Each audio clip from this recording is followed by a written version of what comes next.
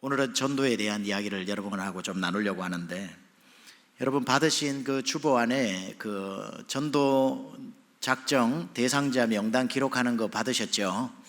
또 뭐 못 받아서 못 적었다 이러지 마시고 다 밖에 가면 충분히 있기 때문에. 몇 명 적는 겁니까? 잘못 아신 겁니다. 7명 이상입니다. 그래서 7명 아니고요. 그 영혼을 여러분 꼭 적으시기 바랍니다. 적는다고 다 오는 것도 아닌데 적지도 못하면 어떡하자는 거겠습니까? 그죠? 그리고 거기에 이름, 석자, 주소, 전화번호 몰라도 괜찮습니다. 그러나 여러분들이 지나가며 오며 가며 마음에 담아진 사람들, 전혀 이름은 모르겠지만 이렇게 적으세요. 위에 집, 옆에 집, 앞에 집, 밑에 집. 그리고 적어놓으면 하나님께서 앞으로 3주 동안 만나게 하시고 알게 하시고 어떤 역사를 일으키실지 누가 압니까? 아침에 출퇴근하면서 들리는 세븐일레븐에 있는 알바생, 여학생 이렇게 적으셔도 됩니다. 그리고는 다음 주부터 질문도 하고 뭐 팁도 주고 그러면서 또 서로 알게 되고, 아니 7명 전도해오라는 것도 아니고 7명 적으라는데도 못 적으면 우리는 어떡하겠냐는 겁니다. 저는 한국 와가지고 깜짝 놀라는 게 다 한국 사람이라서 놀랍니다. 문 열면 전부 한국 사람이, 이게 얼마나 신기한지 여러분은 다 모르실 겁니다. 아직도 운전하고 가다가 신호등에 있다가 옆에 차에 한국 사람이 운전하고 있으면 깜짝 놀랍니다. 아, 여기 한국이지. 그런데도 우리가 7명을 못 찍으면 어떡하겠습니까? 우리 아까 영상을 만들었는데, 영상이 나오는 뭐 저하고는 아무 상관없이 만들었는데 저기 봐도 3명, 나온 3명이 저랑 연결되어서 이렇게 나오신 분들이고, 그 자녀들까지 해보니까 8명입니다. 다 한국 사람인데 누가 못하겠습니까? 그러나 우리 하나님은 굉장히 합리적인 하나님이시라서 모든 책임을 우리에게 맡기시지 않고 전도에 확실한 분업화를 하셨습니다. 여러분들이 어떻게 영혼을 구령할 수가 있겠습니까? 구원은 하나님의 손에 있는데, 따라서 우리의 책임, 여러분의 책임은 길과 산 울가로 가서 무슨 방법을 쓰든지 이 자리로 오게 하는 것, 그게 여러분의 책임이라고 봐요. 그러면 저는 전심을 다해 성경의 진리를 따라서 구원받을 만한 복음의 진리를 딜리버리하는 겁니다. 선포하는 거죠. 그게 저의 책임이라고 봐요. 여러분의 책임 플러스 저의 책임이 만나고 난 뒤에는 이제 그 사람의 심령의 변화와 구원은 성령 하나님께 맡기는 겁니다. 우리가 인간이 할 수 있는 범위를 넘어가는 거지요. 길과 산울가로 가서 이 자리, 복음 들리는 자리에 앉히고 복음 듣고자 온 사람들에게 복음을 전하고 난 뒤에 We just let it go, 그걸 성령님께 맡겨드리는 것. 성령께서 그 마음을 이번에 추수하시든지 아니면 좀 더 나중에 때를 기다리게 하시든지, 그건 성령 하나님께 맡겨드리면서 적어도 우리의 책임은 다 감당해야 되지 않을까 생각합니다. 오늘 여러분과 함께 집 나간 아들들의 이야기를 해보려고 합니다. 눈치를 채신 분들은, 눈치가 좀 빠르신 분들은 주보 보고 제목이 특이하다 생각했을 겁니다. 분명히 탕자 이야기일 것 같기는 한데 왜 탕자가 집을 나갔는데 제목이 아들들일까? 오타 아닙니다. 우리 탕자 이야기는 뭐 잘 아시는 내용이 대부분일 겁니다. 여기 앉아 계시는 분 중에 어느 마을에 큰 부자인 아버지가 있었는데, 여러분 부잣집에도 고민이 있나요 없나요? 말씀하신 분들은 부자들이십니까? 제가 보니까 부자 많이 만나봤거든요. 부자 많이 만나봤어요. 차이가 있더군요. 큰 부잣집은 큰 고민이 있더군요. 작은 부잣집은 작은 고민이 있고 다 고민을 안고 살아가는데, 이 부잣집의 고민은 둘째 아들 때문입니다.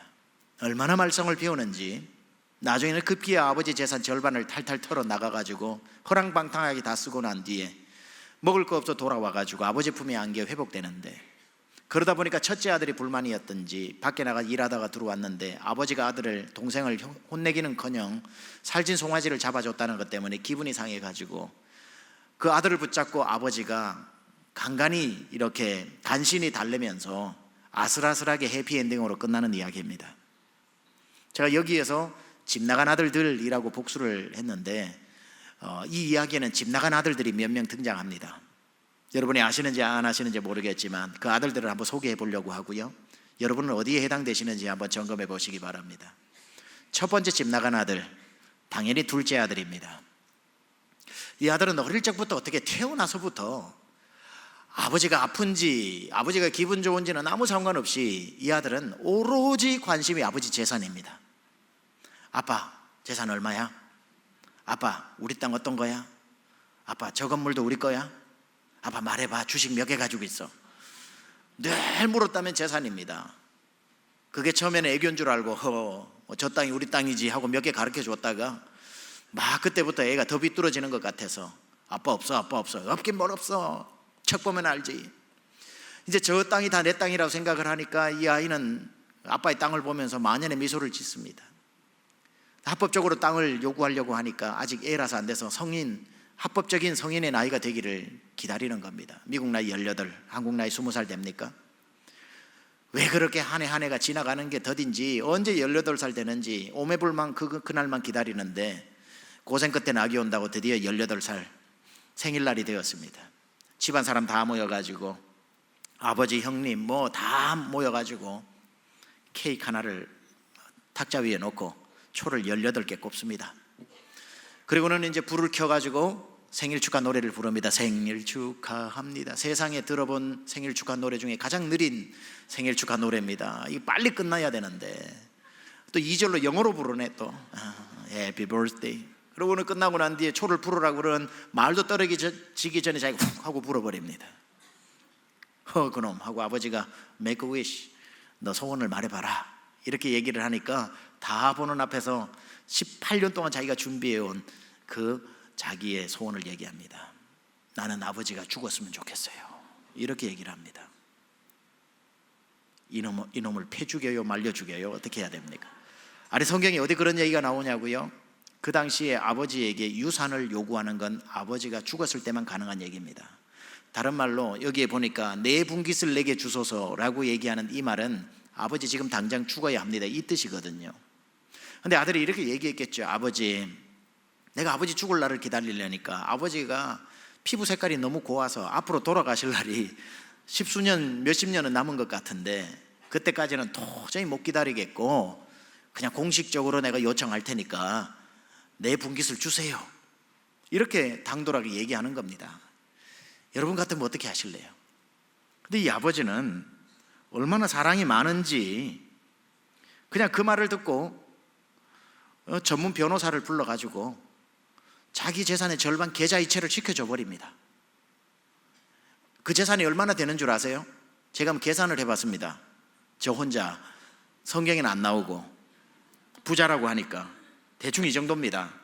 현금 350억, 상장 주식 50만 주. 그냥 제가 마음대로 한 겁니다. 이거 어디 그때 걸 한 게 아니고 땅이 재산이 많대길래 강남 땅 2만 평, 압구정동 15층짜리 상가 건물 3개, 백화점 2개 이렇게 해가지고 바로 계좌이체를 시켜주는 겁니다. 이야, 제가 밤새도록 더 많이 쓰려고 하다가 제 재산도 아니고 여러분 재산도 아닌데 얼마든지 쓰면 어때요? 그런데 이만만 해도 엄청나게 많기 때문에 이렇게 넘겨줬습니다. 이런 파격적인 아버지의 사랑에 고맙다는 말 한마디 없이 마치 자기의 것을 당연하게 받았다는 듯이 이 아들은 이제 그 재산을 가지고 계좌이체가 된 날부터 한 3일 정도에 왜 우리 집에 이렇게 007 가방을 든 사람이 많이 와서 서류를 열어놓고 사인을 하고 이 아들이 막 찍고 하는지, 그리고 그 사람들 데리고 나가서 건물 보여주면서 이 건물 저 건물 하고 있는데 뭔가 아버지는 어리둥절한데 3일 만에 그거 싹 다 팔아버리고 돈으로 현금으로 바꿔가지고 오늘 본문에 보니까 아버지 집을 떠나고 싶었던지 얼마나 떠나고 싶었던지 먼 나라로 갔답니다. 먼 나라로, long away from home, 그냥 멀리. 아니, 그리고 어떻게 써야 그 돈을 다 씁니까? 가가지고 그 돈을 갑자기 다 써버린 겁니다. 허랑방탕하게, 물처럼 써도 다 못 쓸 돈인데 다 탕진해버리고, 그래서 탕자라고 그러죠. 탕자. 그러고 난 뒤에 완전히 뱅크럽이 됩니다. 부도가 나버리는 거죠. 완전히 이제 돈이 한 푼도 없습니다. 그래서 돼지를 치는 그런 노예로 팔려가게 되는데, 만약에 여러분이 성경을 이렇게 읽으셨다면 성경 잘못 읽으신 겁니다. 탕자가 돼지들이 먹는 쥐염 열매를 먹었다 이러면 성경 잘못 읽으신 겁니다. 다시 읽어보면요, 돼지들이 먹는 쥐염 열매가 없어서 못 먹었다 이렇게 나옵니다. 주염 열매라도 있었으면 그거 먹고 안 돌아왔을 겁니다. 그것조차도 없는 완전 인생의 nothing, 아무것도 없는 인생이 되어버린 겁니다. 야, 얼굴도 두껍지. 이 아들은 다시 아버지의 집으로 돌아옵니다. 때려 죽어도 시원찮을, 죽여도 시원찮을 이 아들을 아버지는 웬일인지 아무런 미련 없이, 미련 없는 게 아무런 원망 없이 동구밭까지 버선발로 뛰어나가가지고 목을 붙잡고 웁니다. 그리고는 명령하죠. 여봐라, 살찐 송아지를 잡아라, 목욕물을 데워라, 세마포 옷을 갈아입혀라, 그리고 아들의 신분이 회복되는 금가락지를 끼워라, 풍악을 울려라. 잔치집이 열리게 되는 겁니다. 아버지의 마음이 이런 겁니다. 아버지의 마음. 여러분, 아버지의 마음과 다른 사람의 마음의 차이를 아세요? 이 아들이 아버지 집을 떠날 때 아버지를 빼고 모든 사람은 나가는 그 아들을 안 보고 들고 가는 돈을 봤습니다. 저 아까운 돈, 저놈이 돈 다 가지고 나가네, 돈 다 가지고 나가네. 그렇게 나갈 때에 남들이 다 돈을 볼 때 아버지는 아들의 뒷모습을 보는 거죠. 나가서 허랑방탕하게 돈을 다 썼다는 소문이 들려왔을 때 사람들은 아이고 그 돈 다 썼대, 그 돈 다 썼대. 또 돈 가지고 얘기를 할 때 그 돈 다 썼다는 소리에 아버지는 이놈이 먹고는 사나, 이놈이 어떻게 입에 풀칠은 하나. 또 아들 생각. 그 아들이 돌아왔다는 소리를 듣고 동네 사람 다 모였을 때에 한 사람도 빠지지 않고 이놈이 그 돈을 다 썼다고 그 주머니를 보면서 그 손에 뭐라도 있나, 또 돈을, 잃어버린 돈이 아까워 혀를 차고 있을 때에 아버지는 너 돈 어디 썼냐고 멱살 잡지 않고 돌아온 아들만 보고 있더라는 겁니다. 아버지의 마음은 돈 가지고 나갈 때도 돈이 안 보이고 아들의 뒷모습이 보이고, 다 망했다는 소식 들릴 때는 그 돈이 아까운 게 아니라 입에 풀칠하고 사는지가 마음에 자갈돌처럼 내려앉고, 빈손으로 돌아왔을 때에도 그 돈 어디 썼냐고 억울해하지 않고 잘 왔다고 끌어안아주는, 이건 아버지가 아니고는 해석할 수 없는 겁니다. 세상에 어느 종교가 자기들이 믿는 신을 아버지라고 부릅니까? 신이라고 부르지, 절대자라고 부르지. 신학자 폴 틸리는 궁극적 실체, ultimate being, 이런 말을 쓰지. 헤겔은 절대정신, 뭐 여러 가지 언어들을 다 써서 절대자를 표현하지만 어느 누가 자기들이 믿는 신을 아버지라고 부릅니까? 아버지라고 이해할 때만 풀려지는 성경의 이야기들이 굉장히 많습니다. 왜 저렇게 잘못하고 있는데도 또 용서해 주실까? 아버지로밖에는 해석할 수가 없는 겁니다. 리 스트로벨이라고 하는 사람, 예수 사건이라는 책을 적은 사람이죠. 그분이 하나님의 은혜라는 책을 썼습니다. 이분이 기자 출신이기 때문에 인터뷰 형식의 책을 많이 써요. 한 번은 저 바이올라 대학교에 있는 종교철학 교수인 크레이그 헤이즌이라고 하는 교수와 대화를 나눈 내용을 써놨습니다. 종교철학자이기 때문에 타 종교에 굉장히 해박한 사람입니다. 탕자 이야기를 주고받다가 이 크레이그 헤이즌 교수가 이런 얘기를 합니다. 미스터 스트로벨, 탕자의 이야기가 불교 경전에도 나온다는 거 아십니까? 그런 얘기가 나와요. 근데 생각해보니 탕자 같은 이야기야 우리 집에도 일어나는 일인데 뭐 어딘들 안 일어나겠습니까? 이 이야기는 일반적인 이야기고 예수님이 만드신 이야기인데, 불교에도 똑같은 경전에 나오는데 이야기가 이렇게 전개된답니다. 저도 그 책을 통해 들은 거지요. 부잣집에 아들이 있는데 항상 재산이 많으면 아들은 아버지 걸 탐내게 되지 않습니까? 다 아버지 재산을 가지고 먼 나라로 도망갔답니다.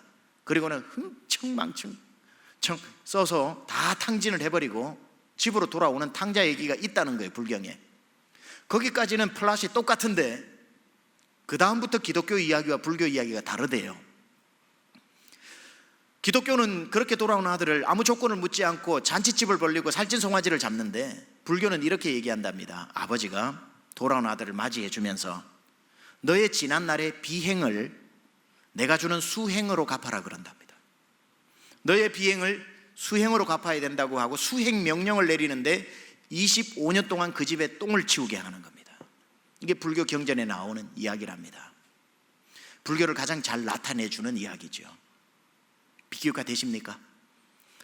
멀리 갔던 아들이 아버지 집이라고 터덜터덜 찾아오니 벌써 풍악 소리가 들리고 살찐 송아지를 잡고 목욕물을 데피고 세마포옷을 갈아입히고 다시 반지를 끼워주는 그런 기독교와 돌아온 아들에게 똥을 치우게 하는 그러한 수행 명령, 비교가 되십니까? 기독교 이 아들 탕자 이야기를 가장 잘 표현해 주는 그림 하나가 있습니다. 보여주세요. 보신 분들도 계실 겁니다. 렘브란트의 그림입니다. 17세기 바로크 형식, 네덜란드의 작가죠, 화가죠. 유화로 만들어 놓은 건데 겨울 궁전으로 유명한 러시아의 박물관에 있습니다. 가로 1.8m, 세로 2.4m의 큰 그림이죠. 이 바로크 형식의 그림들이 그렇듯이 빛의 명암을 가지고 많이 자기의 메시지들을 전달합니다. 뒤에 배경은 새까맣고 전달하려고 하는 피사체를 밝은 빛 처리로 해서 두각을 드러내고 전달하는 메시지를 전달합니다. 렘브란트는 이 돌아온 탕자의 이야기를 그릴 때 이 그림 안에 많은 메시지를 담아 놓았습니다. 특별히 아버지의 마음이 짙게 배어 있습니다. 먼저 아버지의 얼굴을 이렇게 한번 보면요, 렘브란트는 이 아버지의 눈을 의도적으로 저렇게 너무너무 피곤한 나머지 실명 위기에 있는 그런 눈으로 묘사를 합니다. 뭘 표현하는 겁니까? 집 나간 아들을 하루도 빠지지 않고 기다렸던, 동구밖을 응시했던 아버지의 실명이 다 되어가는 그 눈을 표현하는 겁니다. 얼마나 아들을 기다렸는지. 그리고 저 눈에 시선을 가만 들여다보고 있으면 시선의 방향이 두 곳으로 나뉘어 있는 마치 사시처럼 표현되어 있습니다. 무엇을 담아내었을까 생각해 봤습니다. 제가 아들이 이곳으로 올까 저곳으로 올까, 이곳저곳을 아들이 오는 길목을 쳐다보느라 눈이 사시가 된 아버지를 표현한 것 아닐까 생각합니다. 그 온 아들을 주먹을 가지고 내리치지 않고 따뜻하게 품어주는 아버지의 손을 렘브란트는 이렇게 그려놨습니다. 한 손은 등을 토닥토닥거리고 한 손은 어깨 위에 이렇게 올려져 있는 두 손은, 여러분 보시면 알겠지만 한 손은 여자의 손이고 한 손은 남자의 손으로 그렸습니다. 등을 토닥토닥거리는 손은 여성의 손으로 어머니의 손을 그려놓았고, 어깨를 누르고 있는 손은 남자의 손, 아버지의 손입니다. 어머니의 손으로 아버지가 주는 메시지는 수고했다, 고생했다, 고생 많았지, 밥은 먹고 살았냐 하고 품어주는 엄마, 등을 토닥토닥 해주는 엄마. 한 손으로 내린 어깨 위에 올린 아버지의 손은 근엄한 손으로 걱정하지 마라, 이제 내가 지켜주겠다 라고 하는 그 아버지의 손을 한 사람의 손으로, 남자 손, 여자 손으로 만든 겁니다. 그 품에 안겨있는 탕자의 모습을 보십시오. 마치 갓 태어난 신생아가 엄마의 자궁에 있는 것처럼 아버지 품에 기대어서 옆모습으로 얼마나 평안하게 잠들어 있는 아이의 표정으로 아버지 집에 돌아온 탕자의 평안함을 묘사하고 있습니다. 그러나 사실 이 모습은 그 당시에 노예들이 가지고 있는 머리 모양이었습니다. 얼마나 나아가서 고생을 했는지 빡빡 깎여진 노예의 머리로 탕자의 고단함을 묘사하고 있는 거죠. 멀리서 다시 전체 그림을 보면 신발은 다 벗겨져서 얼마나 먼 길을 터덜거리면서 걸어왔는지를 보여줍니다. 여러분 눈엔 잘 안 보이겠지만 탕자의 오른 허리춤에 칼 한 자루가 있습니다. 얼마나 위협 속에서 자기를 보호하면서 긴장감 있게 살아왔는지를 알 수 있을 뿐더러, 또 이것은 그 당시로서는 아버지가 아들에게 주는 너는 내 아들이라는 증표였다고 합니다. 끝까지 모든 재산을 다 잃어버려도 아버지 집으로 돌아올 때 머리가 빡빡 깎여진 아들을 못 알아볼까 봐 아들임을 나타내는 그 칼 한 자루를 지켜낸 이 탕자의 모습을 보게 되는 거죠. 아버지의 마음, 수행 명령을 내리는 게 아니라 소를 잡고 양을 잡아 잔치를 벌이는 이 아버지의 마음. 잔치 준비 다 끝났는데 돌아오지 않는 아들 때문에 지금도 풍악 소리를 울리지 못하는 그런 안타까움이 있습니다. 리스트로벨이 다시 바이올라 교수에게 묻습니다. 이슬람에는 탕자 이야기가 있습니까? 불교에 있다면. 그러니까 교수가 얘기합니다. 크레이그 헤이즌 교수가 얘기합니다. 이슬람에는 탕자 얘기가 있을 수가 없습니다. 왜죠? 만약에 아들이 아버지에게 재산을 달라고 말하는 순간 명예살인을 당하기 때문입니다. 혹시나 아버지가 재산을 떼주어도 동구 밖을 나가기 전에 마을 사람들이 그 집의 명예를 지켜준다고 그 아들을 명예살인할 것이기 때문에, 그걸 잘 아는 아들이 부모의 재산을 가지고 야반도주를 했다고 한들 가서 흥청망청 다 쓰고 돌아왔을 때 돌아오는 그날 아버지가 명예살인을 할 것이기 때문에 이 이슬람에는 탕자의 얘기 자체가 성립이 되지 않기 때문에 그런 이야기가 등장하지 않습니다 라고 얘기합니다. 이슬람은 용서라는 단어가 없습니다. Forgiveness, 용서라는 단어가 없습니다. 왜냐? 용서라고 하는 것은 죄를 지은 것에 대한 용서이기 때문에 이슬람은 죄는 반드시 죽음으로 심판해야 하는 것이지 죄를 용서한다는 개념을 가질 수가 없습니다. 따라서 이슬람 선교를 갈 때 가장 중요한 것은 하나님을 절대자로 부르지 않고 아버지라고 부르는 것과 그분이 당신의 죄를 용서한다라고 하는 이 메시지에 그들의 마음이 심하게 흔들리고 회심을 한다고 합니다. 기독교가 가지고 있는 가장 큰 특징, 믿는 하나님을 아버지라 부르고 그 아버지가 우리를 용서하신다라고 하는 이 놀라운 메시지. 지금도 우리 둘째 아들은 저 밖에 주일이 하나님의 날인 줄도 모르고 열심히 살아가고 있는 사람들이 있습니다. 집이 어딘지도 모르고 돌아갈 방향도 모르고 그저 열심히 살다가 그저 자기 인생 자기가 주인인 것처럼 살아가는 안타까운 둘째 아들들이 많이 있습니다. 집 나간 아들들. 탕자는 아버지 것을 자기 것이라고 주장하면서 살아서 다 써버렸습니다. 예전에 여러분도 그랬을 테고 아직도 안타깝게도 저 밖에 있는 분들은 하나님 아버지 것을 자기 것이라고 흥청망청 쓰고 있지 않습니까? 하늘로부터 내리쬐는 이 찬란한 태양을 자기 것처럼 누리고 살지 않습니까? 코 속으로 들어오는 공기를 마치 자기 것인 것처럼 아버지 것을 마음껏 지금 쓰고 있으면서도 내 것인 양 살지 않습니까? 석촌호수에 피어있는 저 아름다운 벚꽃들이 하나님 아버지의 선물인 것을 모르면서 마치 나의 것인 것처럼 누리고 살지 않습니까? 그렇게 우리는 아버지의 것을 내 것처럼 내가 주인이 되어 마음껏 사용하다가 그렇게 아버지 집을 영원히 돌아오지 못하고 그저 그렇게 쓸쓸하게 인생을 맞이하는 사람 세상에 많습니다. 다행히도 여러분은 그 모든 것이 아버지의 것이었다는 것을 알고 주님 품으로 돌아왔기에 이 자리에 앉아 있는 것인데 아직도 그것을 모르고 있는 분들을 찾아 나가야 하지 않겠습니까? 집 나간 두 번째 아들 소개합니다. 바로 첫째 아들입니다. 아니 목사님, 첫째 아들은 집 나간 적이 없는데요. 예, 첫째 아들은 태어나서부터 지금까지 집을 나가본 적이 없고 아버지의 밭을 일구면서 그렇게 수고를 하고 성실한 아들이었는데 몸은 안 나갔는데 마음이 나가버렸습니다. 마음이 집을 나가버렸습니다. 얼마나 아버지께 서운한지 몰라요. 집에 있으면서도 아버지를 사랑하지 않아요. 그 사진, 그 그림을 다시 한번 보여주세요. 여기에 첫째 아들이 누굽니까? 여러분 보시는 오른편에 냉정하게 서 있는 저 사람입니다. 첫째 아들이니까 아버지와 똑같은 붉은 망토를 가지고 후계자임을 나타내 주는 겁니다. 렘브란트는 첫째 아들의 얼굴을 강한 빛 처리를 통해 가지고 우리를 주목하라고 말하고 있습니다. 그 얼굴을 보노라면 그 시선은 차갑게 아무 의미 없이 무표정하게 동생을 끌어안고 있는 아버지의 손으로 닿아 있고 그 입은 굳게 다물고 있으면서 죽었다가 돌아온 동생이 왔는데도 기뻐하는 표정이 하나 없습니다. 아니 오히려 그런 아들을 품어주고 있는 아버지를 향한 어떤 차가운 듯한 냉정한 표정이 그 얼굴에 배어 있지요. 이게 첫째 아들의 마음이 떠난 모습입니다. 동생이 와도 반갑지 않은 것.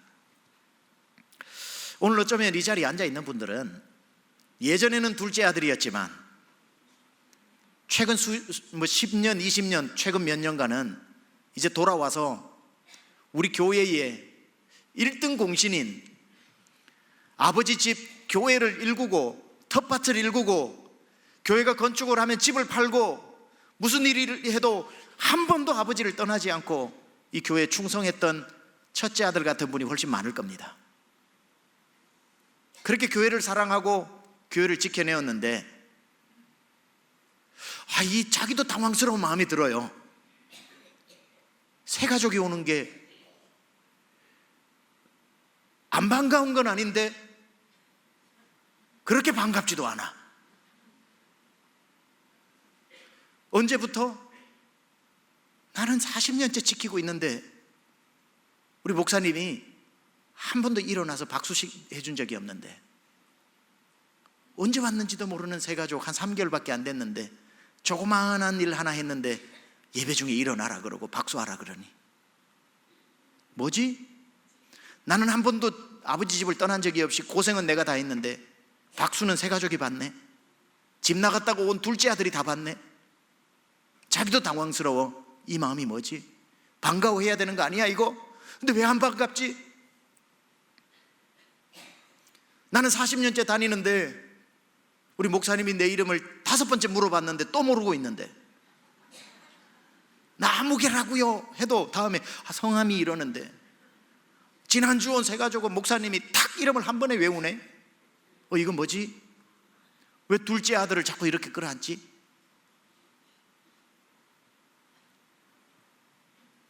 세미학교를 시작하고 3년 만에 자체 성전을 구입했습니다. 미국 교회 빌려 쓰다가. 너무 행복하던데요.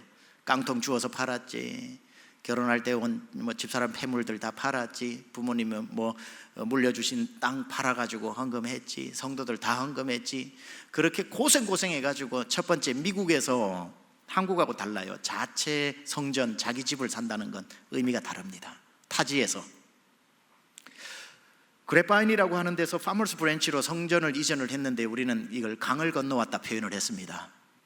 어른 성도 60명이 정말 힘을 다해가지고 헌금을 해서 강을 건너왔습니다. 애들까지 한 100여 명 되는데, 그렇게 행복할 수가 없더라고요. 성전 구입 감사 예배를 드리는데.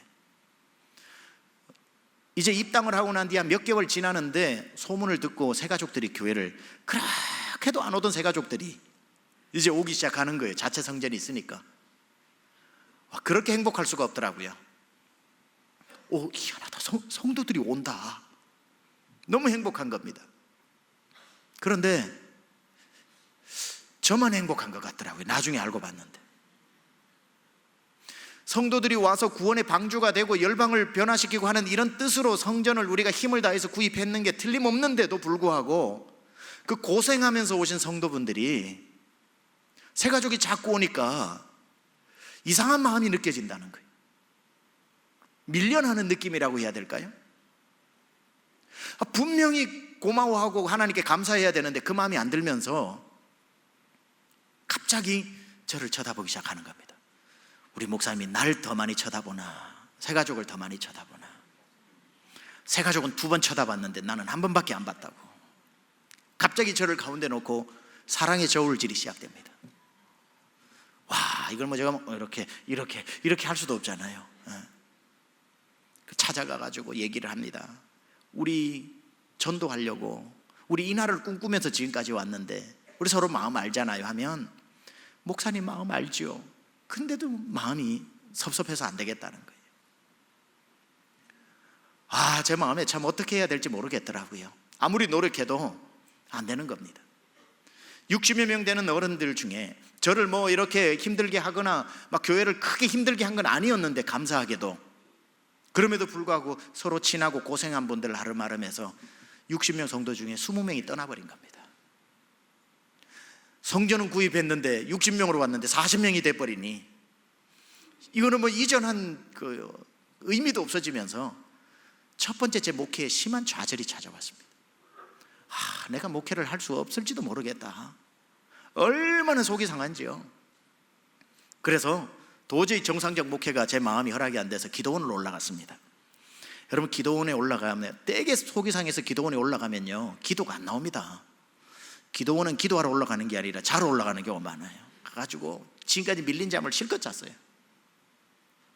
그러면서 시간 날 때 천장을 보면서 떠나간 사람 한 사람 떠올리는 겁니다.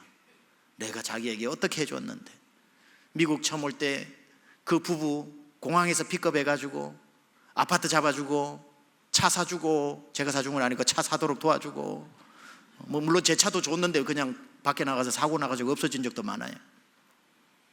그리고는 운전면허 따주고, 애들 학교 넣어주고, 직장 잡아줘가지고 미국 살게 했는데, 그것 때문에 교회를 떠나. 또 누구는 부부싸움에가 새벽 2시에 전화해서 목사님 도와주세요 가보면 유리로 다 깨져가지고 밟으면 피가 나는데도 그거 다 진공청소기를 해주고, 부부 어쨌든 살게 해줘서 지금은 인고 부부가 돼가지고 그렇게 행복하게 사는데, 그것 때문에 교회를 떠나.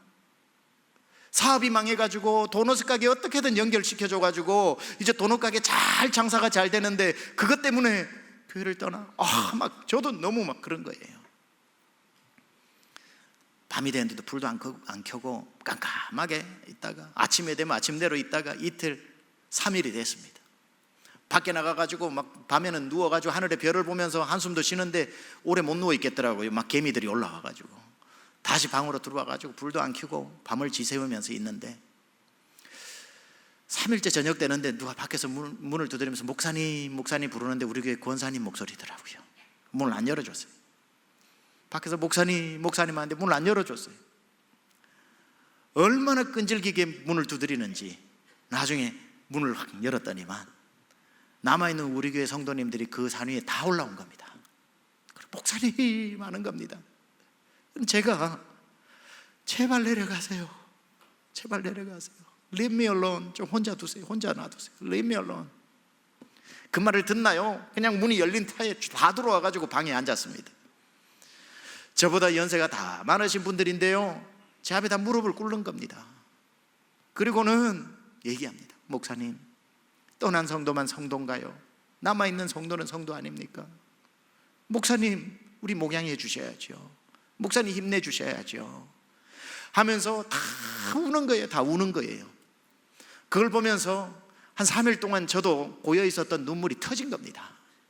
한참을 서로 울다가 한 분 한 분 보는데, 그래 교회를 지켜낸 이분들이 얼마나 귀한데 목사가 이런 생각을 하다니 하면서 축복 기도를 해주고 다시 일어날 힘이 생기더라고요. 그래서 다음날 같이 내려갔습니다. 그리고 다시 힘을 내가지고 목회를 하니까, 분명히 교회는 잠시 어려움을 겪었는데도 남아있는 40명이 한 사람처럼 마음이 움직이면서 교회의 체질이 바뀌어버린 겁니다. 불과 2주 3주 지나니까요 20명 30명 새 가족이 다 채워지는 겁니다. 그렇게 해가지고 온 게 지금 세미한 교회거든요. 저는 그때 그 과정들을 한번 겪으면서 제 마음가운데 참 놀라운 충격이었습니다. 어떤 면에 있어서 교회의 헌신도가 높을수록, 공로가 많을수록 그 자리를 빼앗기는 것을 심히 두려워하고 있고, 새 가족들이 오는 것에 있어서 경계심을 가질 수 있겠다고 하는 첫째 아들 신드롬을 느끼게 된 겁니다. 우리가 기도를 하고 하나님이 영혼을 우리 교회에 맡기실 때는요, 밖으로 나가서 열심히 전도한다고 오는 게 아닙니다. 전도는 우리가 하지만 맡기는 건 주님이시거든요. 주님은 누구에게 맡기는 줄 아세요? 저와 여러분의 마음이 준비된 교회에 맡기십니다. 오는 것도 기뻐하지 않는데 주님이 굳이 우리 교회에 그 아까운 영혼을 보내실 이유가 있습니까? 지금 영혼을 보내달라고 준비한 교회가 한국 교회에 얼마나 많은데 그 교회에 맡기지, 너네 교회 아니면 안 돼 하고 주님 맡기실 이유 하나도 없거든요. 우리가 마음이 활짝 열려서 첫째 아들 신드롬을 탈피하고 누구든지 주여 보내시는 영혼들을 맞이할 준비가 되어 있어야 전도 잔치도 되고 하나님이 그 그릇에 담을 영혼도 주시는 겁니다. 자, 이제 세 번째 아들, 이 그림에 나오는 세 번째 아들 한번 찾아보세요. 세 번째 아들이 보이시나요? 탕자가 있고 형님이 있고, 세 번째 아들은 저 탕자를 품에 안고 있는 저 아버지입니다. 집 나간 아들입니다. 저분은 예수님입니다. 예수님은 하늘 아버지 집을 나간 집 나간 아들입니다. 하나님 아버지가 집 나간 탕자가 돌아오지 않는 것 때문에 날마다 식음을 전폐하는 것을 보고 그 옆에 있던 아들 예수님이 괴나리 보찜을 하고 아버지 내가 찾아올게요 하고 하늘 보자 버리고 먼 타국인 이 땅까지 내려오셔서 가진 거 다 써버리는 물도 피도 다 써버리는, 세상에서 가장 자기의 것을 탕진해버린 우리 찾아오신 집 나간 아들 예수님, 그게 바로 저 그림에 나오는 아버지도 한때는 집 나간 아들이었다는 겁니다. 마지막 네 번째 집 나간 아들, 그림 다시 한 번만 보여주시고 계속 띄워주세요. 그 그림은, 자, 그림을 자세히 보세요. 집 나간 아들 한 명이 더 있습니다. 첫째 탕자, 둘째 큰아들, 셋째 저를 품고 있는 아버지, 다 집 나간 아들인데 네 번째 집 나간 아들이 보이시나요? 바로 이 그림을 보고 있는 여러분입니다. 이 그림을 보고 있는 여러분입니다. 이제 여러분이 나가야 할 차례입니다. 이곳에 가만 앉아 기다리는 게 아니라 오늘도 하나님 아버지는 저 밖에 서성거리면서 길 잃어버린 사람들의 시선이 고정되어 있는데, 그 아들 오기 전까지 다 준비되었는데 잔치가 열리지 못하고 있는데, 이 중에 누구라도 그 옛날 예수님처럼 다시 괴나리 보찜을 챙기고 내가 찾아올게요 아버지 하고 아버지의 시선이 머물러 있는 곳에 찾아 나가야 할, 집 나가야 할 아들, 딸들, 바로 우리들입니다. 이번 전도 집회에 작정해 보세요. 이제 여러분 손에 있는 그 주보에 있는 걸 꺼내세요. 그리고 한번 적어 보셔요. 지금 시간을 드리겠습니다. 찬양팀 올라오시고요. 윗집, 아랫집, 옆집 적어도 좋아요. 근데 적는 그때부터 역사는 시작됩니다. 놀라운 건요, 오늘 1부 때도 50대 중후반 되는 남자 두 분이 교회를 왔습니다. 같이 온 게 아니라 따로따로 왔습니다. 모르는 분들이에요. 이 설교를 듣고 난 뒤에 한국의 남자 50대 후반이 눈물을 흘리는 게 쉽지 않습니다. 어쩜 그렇게 이분을 위해 기도해 주는데도 그렇게 우는지, 이분을 위해 기도해 주는데도 왜 그렇게 우는지 두 번째 분에게 물어봤습니다. 아버지 집에 와서 운답니다. 길을 잃고 헤매는 사람들이 누군가 데려와 주기를 기다리고 있다고요. 적으십시오. 지금 찬양하시기 바랍니다. 우리 찬양팀 찬양하는 동안에 여러분 마음에 심겨진 사람을 이름 적어보시기 바랍니다. 아버지, 당신의 마음이 있는 곳에 나의 마음이 있기를 원해요. 아버지, 당신의 눈물이 고인 곳에 나의 눈물이 고이길 원해요. 아버지, 당신이 바라보는 영혼에게 나의 두 눈이 향하길 원해요. 아버지, 당신이 울고 있는 어두운 땅에 나의 두 발이 향하길 원해요. 나의 마음이 아버지의 마음 알아. 내 모든 뜻 아버지의 뜻이 될 수 있기를 나의 온몸이 아버지의 마음 알아. 내 모든 삶 우리 함께 일어나 찬양합니다. 아버지 당신의 다 기록하신 분들은 축도 마친 다음에 사역자나 우리 부스에 다 제출해 주시기 바랍니다. 나의 마음이 있기를 원해요. 아버지, 당신의 눈물이 고인 곳에 나의 눈물이 고이길 원해요. 아버지, 당신이 바라보는 영혼에게 나의 두 눈이 향하길 원해요.